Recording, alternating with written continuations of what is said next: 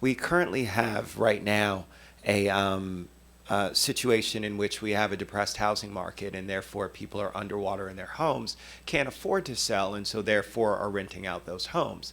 And so people who normally wouldn't be able to live in areas are able to now all of a sudden live in those areas and are able to rent and afford to stay here in Montgomery County. My concern is that as we see the housing market start to rebound, what's going to happen? And so are we going to approach this period in the next year or two of where we all of a sudden have a dearth of real affordable housing when it comes to rental units? Because if the people can all of a sudden afford to sell those units and actually make a profit, they didn't want to live in those units anymore. They're ready to go and go elsewhere. The only reason why they're holding them as rental units is because they just can't make their money back.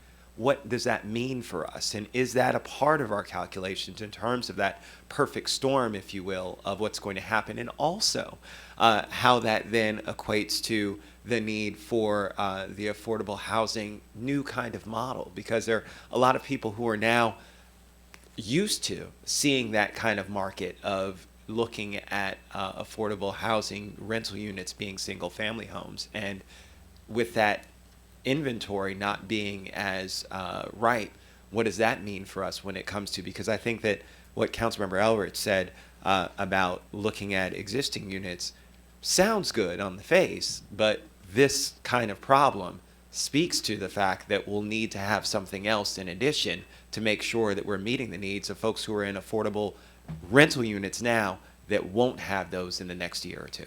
Ironically, across the country, and this region is no different, more than 2/3 of folks who are living in, who are lower income, live in housing that is small units. So that means under 50 units, and a lot of those are in 1s and 2s, or 4 units or less. And so what you speak to is part of that phenomenon. And the irony is that our industry tends to focus on financing for larger buildings because of economies of scale for the financing. So I think the Preservation Task Force here in Montgomery County, that should be one of the issues that it is looking at, to make sure they're looking at specific issues that are happening in this jurisdiction.